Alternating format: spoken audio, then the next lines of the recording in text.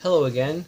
Hard to believe this is my third countdown to retirement video. This is the first day of May 2016, so this is regarding April, this video. Again, I can't believe this is my third one. 37 more to go, and it's a slow process, but the videos help. By the way, when I say 37 more months to go, I mean to retirement. This is kind of like a video diary for me, is really what it amounts to. Nobody's watching, nobody's going to watch. It's just for me to do, kind of review what I've watched and read the last month and anything else I care to add. Yesterday was actually a sad day, Saturday, the last day of April. We took a trip to Poughkeepsie, where they have, it's 2 hours north of here, they have a great bookstore there called the Bookworm. My family likes to go here. We go every, maybe a couple of months, take another trip. We take other weekends, we go other bookstores. We go to a lot of bookstores. Mostly my idea. I love to do that. And, we make a day of it. We eat out, we go for a nice drive, spend the day out. So, what happened was yesterday, as we were there early in the morning before they actually opened up and the door was closed, and I went over just to read the sign. There was a little piece of paper in the window, and it said the store's closing. This is like a disaster. The Bookworm in Poughkeepsie, I discovered it searching the internet around 2-3 years ago, and since then, again, we go, once every couple of months at least. It's all paperbacks. Half price. It's the only place like it that I know, really, that's just like specializes in this, and it's like vintage books, and they're half off. It doesn't matter. I mean, you can go to eBay and find something they're selling there for, if the original price was 60 cents, it's 30 plus a quarter is how they do it. So you would pay almost the original price of the book, the 60-cent book.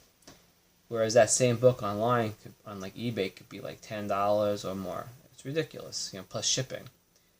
So this is, and it just had like thousands and thousands of books in different categories, and it's just a great place to go and browse for 2-3 hours. And you could easily spend 3 hours if you're really taking your time looking through everything. You could easily spend 3 hours.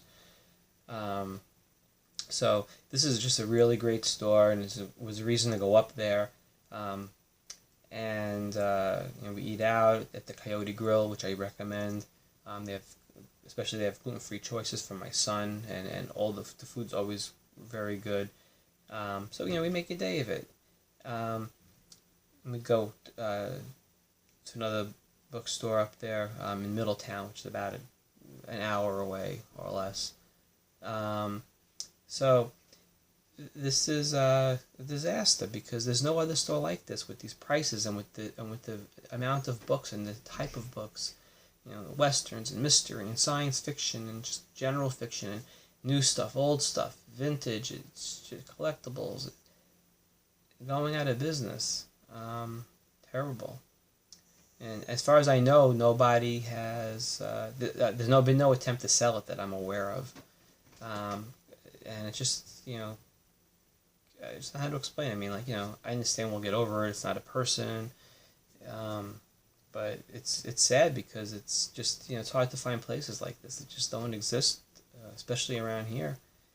It's just not a lot, and it's just a unique store. Prices were great, and it was a fun day, and you could browse. You go to eBay or Amazon, and unless you know what you're looking for, it's hard to find. But here, you can go to like the Western section. It was like several thousand Westerns, and you just go through them and discover something new, the science fiction, the mystery, just see things. You come across a title. That's how I discovered a book called Fig Tree John, which I never would have known about. It was awesome. An awesome book. Edwin Corle, or Corley, is how you say his name, Corle.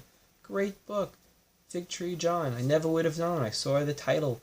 I just happened to pull it off the shelf, and there's an Indian on the cover. It wasn't even in the Western section. It was in the general fiction section. And I just pulled it off and looked at it, and I was like, well, I'm going to try this.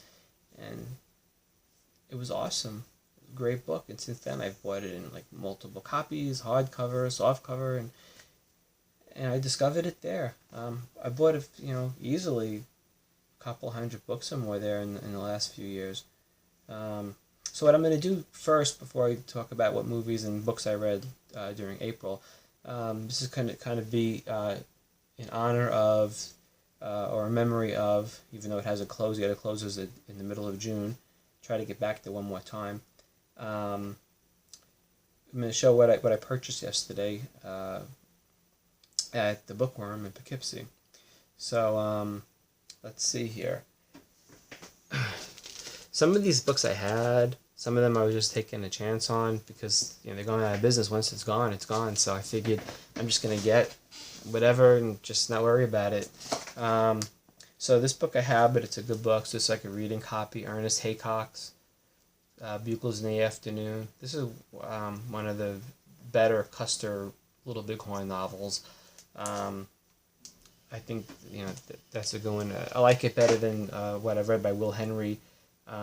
One particular title anyway, which was called I'm blank all of a sudden, but there was one popular one he has about Little Bighorn, and I don't care for it. It was like an Indian princess in it, and it was just silliness.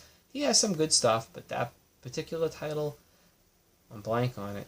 I just didn't care for it. He has several books about Custer and Little Bighorn. Not all of them are that goofy, but this one I didn't care for, and it's the one that will get kind of compared to this one. I can't remember the name of it. So, anyway, Bugles in the Afternoon, Ernest Haycock's really good book. I think so. The White Man's Road, Benjamin Capps. I have this book. It's a great book. This will just be a reading copy. Really good story. Comanches in 1890s. Trying to live on the white man's road. Good story. Good writer.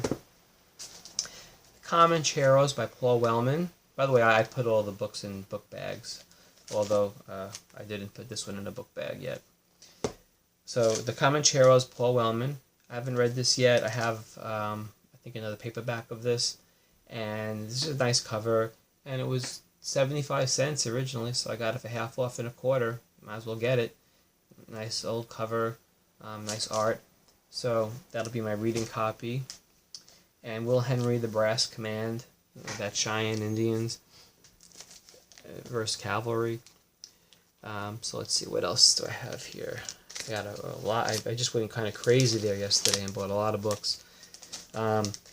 West of Nowhere by Alan LeMay. Alan LeMay, as some of you may know, wrote two famous westerns. One is The Surges, of course, was made into a famous movie.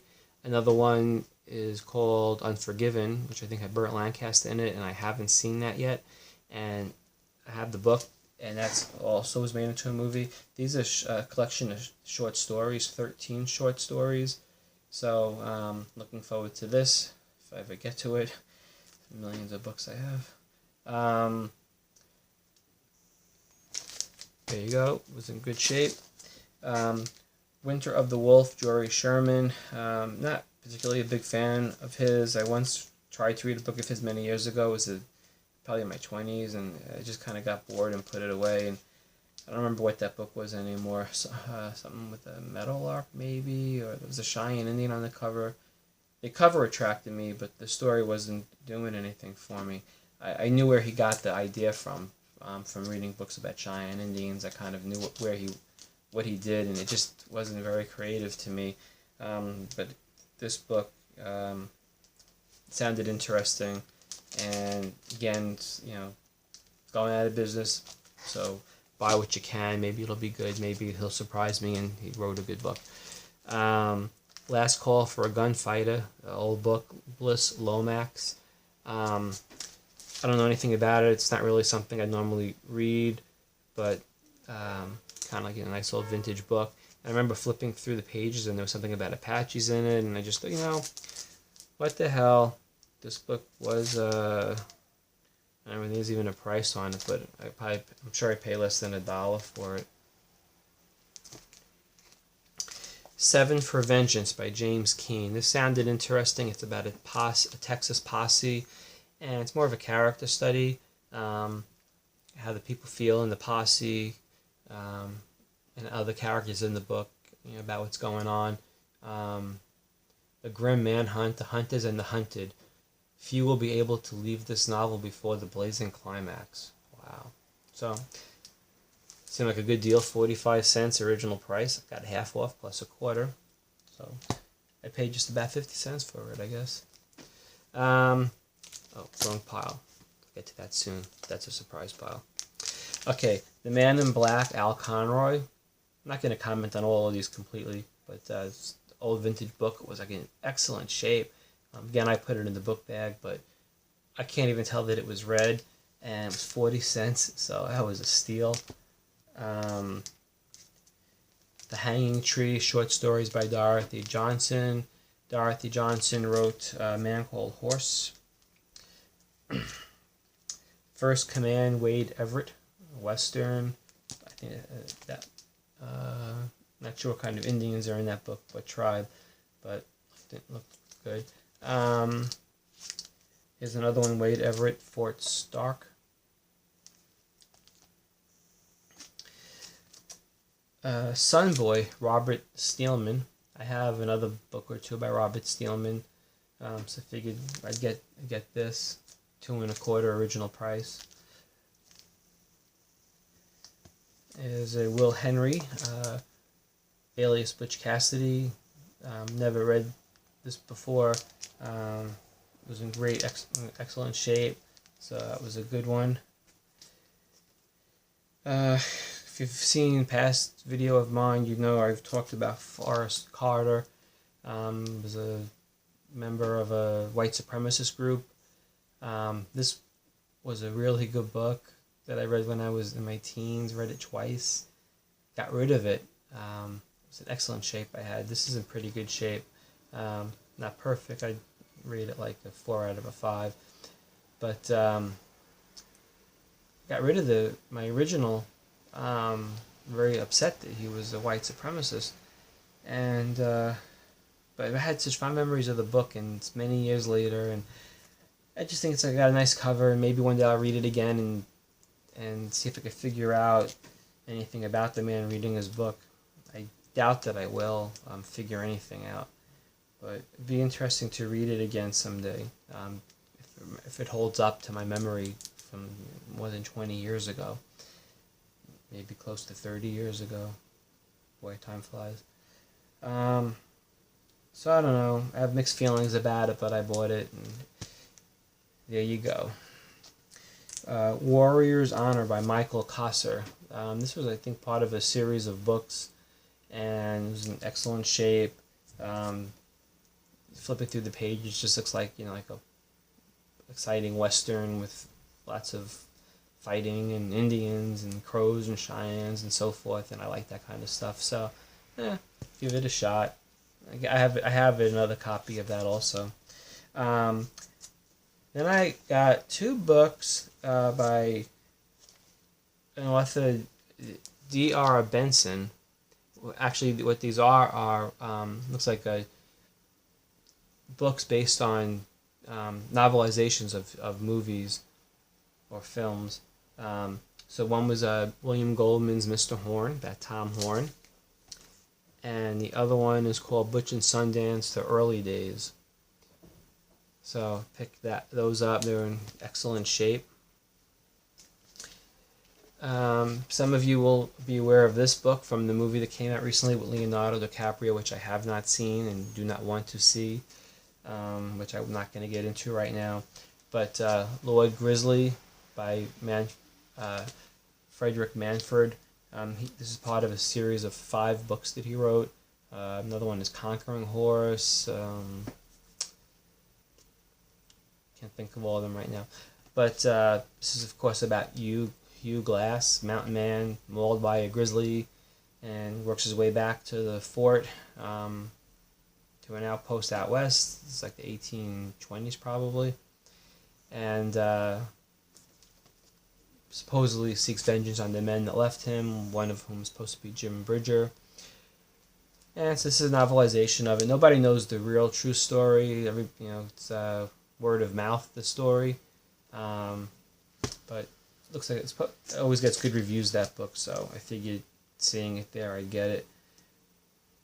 The Seneca Hostage. This is like a frontier romance, although more like Eastern frontier, not Western frontier. It was $1.50, in good shape. I just figured I'd get it, add it to my collection. If I don't get it now, it's going to be gone. So just take whatever. Well, pay for whatever. I didn't take it. Wagons West by Leslie Turner White. Wagon train goes west in the 1800s. There's Mormons in here. A historical novel. What the hell? This was one of Will Henry's good books that I recall, called The Bear Paw Horses, with story about Nez Perce Indians and Sioux, and some small band of mixed group, actually, if I remember correctly, because I read this book a long time ago. It was a mixed group of like the whites and Indians trying to get horses to Crazy Horse, I seem to remember. They were horses that were then belonged to the Nez Perce, so it was 1877 when they were captured by the army, the Nez Perce. So this was, I remember this being a pretty good story, loosely based on history, but Will Henry takes it in his own direction, and it is fiction. Let's see, what else did I get here? This I bought, that's the same book twice, different covers. Sundance, The Ghost Dancers. I bought this because it's written by John Benteen, who's probably a pen name. I bought this because I thought it would be cool one day to, again, if I ever have the time, to read all like my ghost dance related historical fiction and kind of judge, critique them, maybe do a video about which one was best and talk about them. And I have quite a few books, novelizations of Wounded Knee. And so I thought that'd be added to my collection for that. Plus the covers are kind of cool, and they were cheap. So there we go with that. Then I had read Treasure Island with my son last year, and so I saw this nice vintage copy. Actually, this was not at the Bookworm. This I picked up at a library bookstore in Middletown, New York, after going to the Bookworm. And it was like 50 cents. Pretty good. And it's called Back to Treasure Island. And Treasure Island was a pretty good book. So I thought it'd be interesting. There's pictures in here. It's for young adults, but just kind of like a cool thing to have. And it was cheap enough, and condition was really nice. So it seemed like a shame to leave it. So there I am, saving books for humanity. Okay, the next load of books here that I purchased, all at the Bookworm, are related to Erle Stanley Gardner, who wrote Perry Mason books. These are not Perry Mason books. He had some other series and probably some standalone books. I've not read any of them yet. I'm hoping that they're good, but they were all these nice vintage books they had there, and again, they're going out of business. I figured, let me get these books. So I'm going to go through them now real quick here. Again, these are Erle Stanley Gardner. Let me start with this stack here first. Some of these are old vintage. Some of them look like they're from maybe the 70s or 80s. So The Case of the Smoking Chimney. The Case of the Murderer's Bride. And Erle Stanley Gardner also wrote under the pen name, probably more than one, but one of them was A.A. Fair, F-A-I-R. And some of these are under that name. This is Murder. Some of these, besides having store stamps, some guy wrote his name like on the inside of some of them, but I'll deal with it. He owned it and he wanted to write his name, and at least he kept it in good condition for the most part. Murder Up My Sleeve. This is a 2-in-1 book. The Clue of the Runaway Blonde, and The Clue of the Hungry Horse. The Clue of the Forgotten Murder.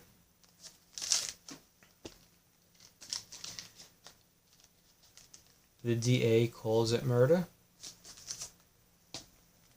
These must be a series now with the DA. This is The DA Calls a Turn. The DA Draws a Circle. Not a square, a circle. The DA Goes to Trial. Pretty cool cover. The DA Breaks a Seal. Again, I have no idea how these books are. I'm sure I could sell them on eBay if I have to. The DA Takes a Chance. This is written under the pen name A.A. Fair, although it gives both names on the cover. I guess originally it came out as A.A. Fair, and then they reprinted it with his real name. Beware the Curves. Crows Can't Count.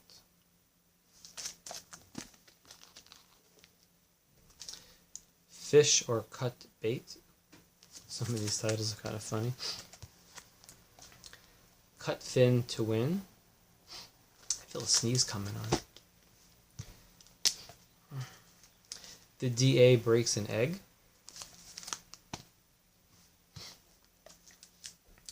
Fools Die on Friday. And this was not by Erle Stanley Gardner. This was by John D. MacDonald. I bought it because the girl on the cover was kind of hot. The woman on the cover, called April Evil. So I figured I'd get that. Again, those were all at the Bookworm, and they look really good. Good condition for the most part, I mean. Got a few more books here I'll show. This I got at the in Middletown, not at the Bookworm. James Welch, the Indian lawyer. I have another copy, so this will just be like a reading copy. It's in good shape. This also was from Middletown, Indians of the United States by Clark Whistler. I did not have this book, and it was in really great shape. Just sitting there. I think it was $1. This I bought also at the Bookworm. Laughing Boys. This was $1.70, $1.95, so I figured it was $2. I got it for $1.25. Good condition. Now these two books I got at purchased at Middletown. This is like unread. Astoria and Empire by James P. Rhonda. Some of you may or may not know of the historians around the War of 1812, 1810, 1813. Free Trade Empire. John Jacob Astor sent men out west to create help him with his fur trade empire out on the west coast, and things didn't work out. The War of 1812, I think, ended it. Well, with England, and but a lot of interesting things happened on the trip there and back, and it's part of our history of America.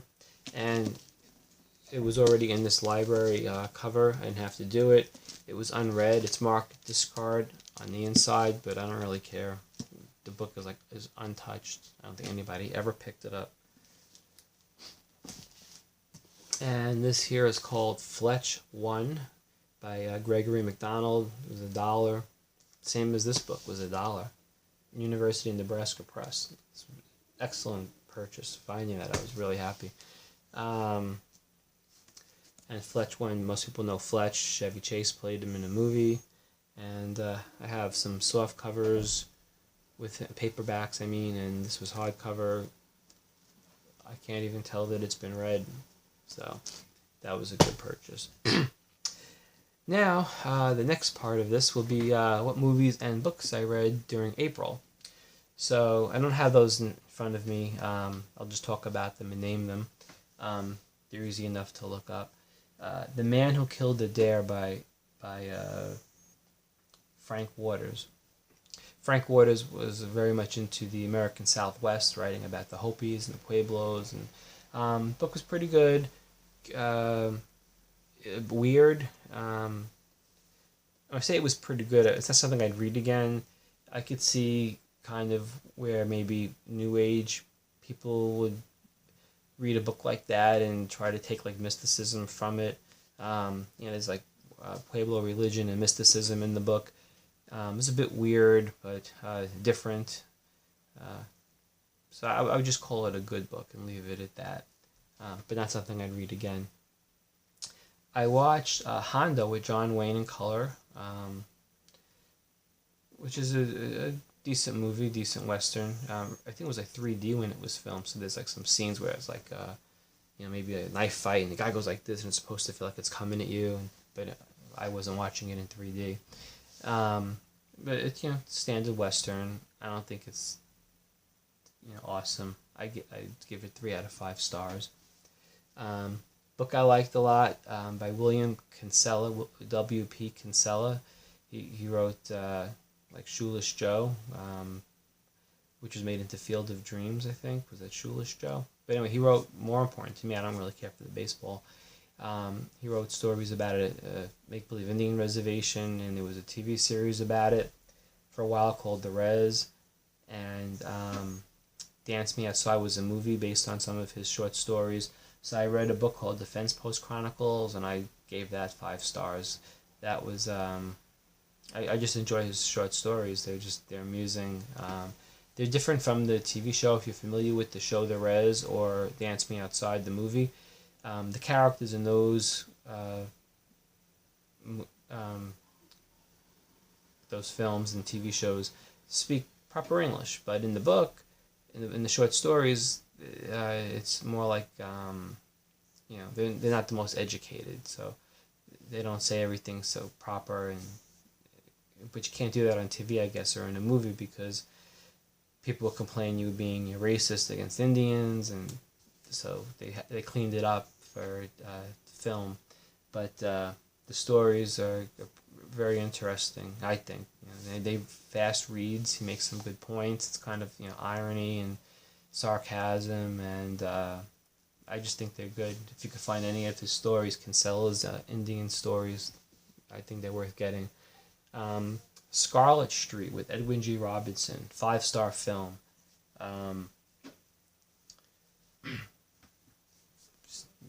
Look it up, Scarlet Street, Edwin G. Robinson. Yeah, you could probably even find it on YouTube to watch it. Excellent movie. That's all I'm going to say about it. You can get the DVD remastered. The Big Shot with Humphrey Bogart. Let's see here. So he plays, I guess, an ex-criminal. I don't remember exactly. Who's trying to go straight, and things don't work out quite right. And it was interesting. Middle of the road movie, 3 out of 5-star movie for me. Cary Grant. Humphrey Bogart's always fun to watch. For that matter, it's always Cary Grant. It was a good movie. I gave it 3 out of 5 stars. Worth a watch. I'd watch it again. It didn't blow me away, but it was good. Captain Blow with Errol Flynn. That was a notch above The Big Shot in my book. Flynn was really good in this movie.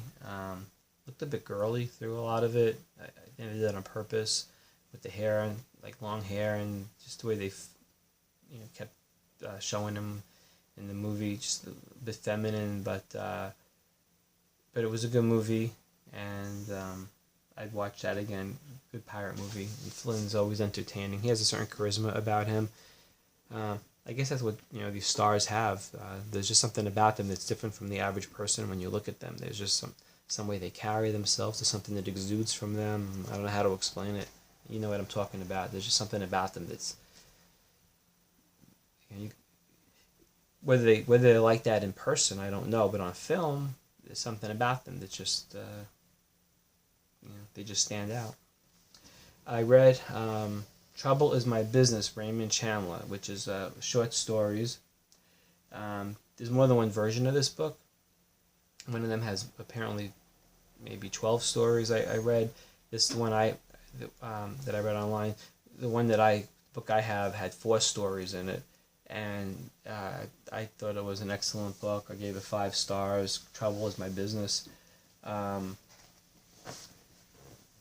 Very entertaining. I only got into that because I was watching those old Humphrey Bogart movies, like The Big Sleep and Maltese Falcon, and so I got interested in maybe seeing where these, reading the original stories, where this came from, and so I thought it was very entertaining, and I've since purchased quite a few, which I plan to read, and I thought it was very good. So Raymond Chandler, good.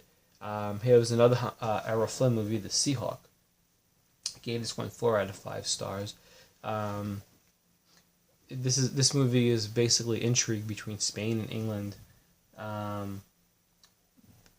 don't remember the century. It could have been like the 1400s or 1500s, but several hundred years ago.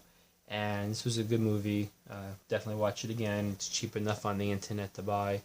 And you can look it up on Amazon. And so The Seahawk with Errol Flynn. The next movie that I watched was 3:10 to Yuma. This had Russell Crowe and Christian Bale. This movie, I gave it 3 out of 5 stars. It was kind of gratuitous violence.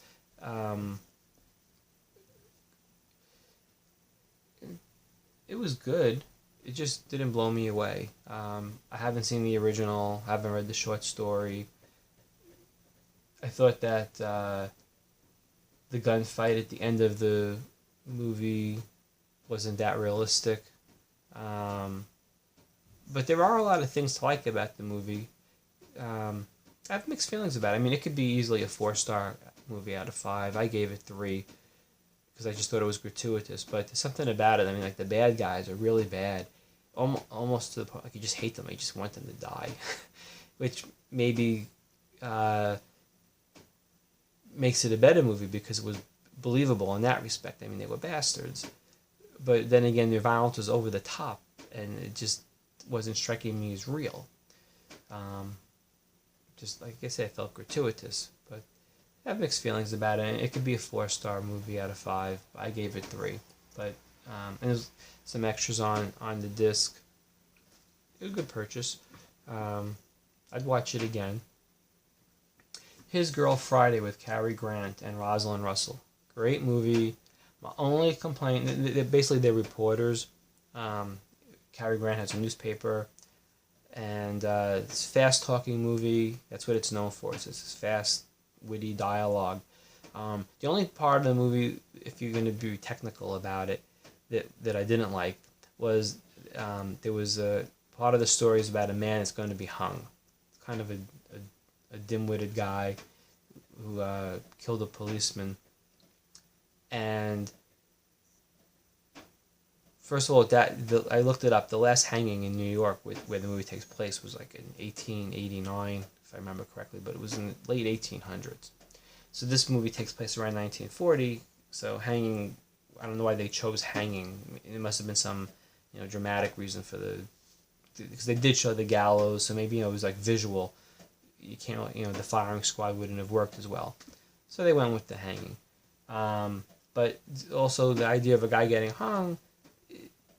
This is like movie's kind of like a comedy, and so fast-moving, witty comedy, and so the guy being hung doesn't really juxtapose with that exactly. So, crazy me, whatever. I would give it 4 out of 5 stars. It's easily a 5-star movie though, but just that hanging thing, something about it just didn't mesh well with me with the comedy, but excellent movie. Slapshot with Paul Newman.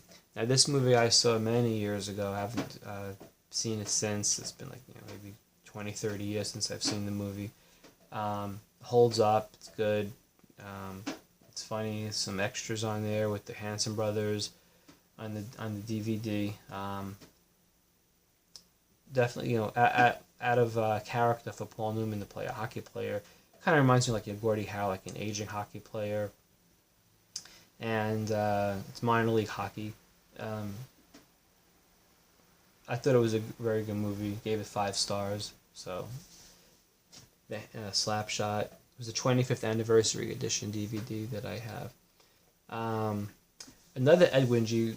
Robinson movie, The Woman in the Window. I wrote here, great plot, well written and well acted. And it was. It was a good, very good movie. The ending was a bit of a surprise. So I wrote great movie with a twist ending followed by yet another twist. The last twist I wish wasn't there. I thought it took away a little bit from the movie, but I still give it 5 stars. It was well put together, well written, and it was good to watch. Let's see here. Dead End with Humphrey Bogart and they're under different names. The Dead End Kids, the Bowery Boys, they have different names. But this was, at the time they made this movie, Dead End, I think it might have been their first film, and they were known as the Dead End Kids. And it was mostly their movie. Humphrey Bogart was in it, but not too much, and he was really a secondary character. The Dead End Kids were really the main focus of the film, and it was pretty good. I gave it 3 out of 5 stars. It was good. It wasn't like a 5-star movie. It didn't blow me away, but it was good. Were people really like that back then with these gangs? I don't know. I wasn't around back then. The dialogue was fun. They're a bunch of goofballs, and they get into fights, and so it was entertaining. If you want to be entertained, which is what I want, basically entertain me. That's my motto. Read. I like to read and watch movies and just keep myself entertained. So that was it for April. So I read some good books, saw some good movies. Even the ones that didn't blow me away was still good. There was nothing that was like really a complete loss. Where I would like my time back. Everything was, a learning experience, and again, didn't waste my time. Had fun at the Bookworm yesterday, and I do feel bad it's closing. And that's about it for this month. So it's 3 videos down, and I have no viewers. I do not do social media. I have basically just doing this as a video journal for myself, and that's about it. So we'll see you next month. Bye bye.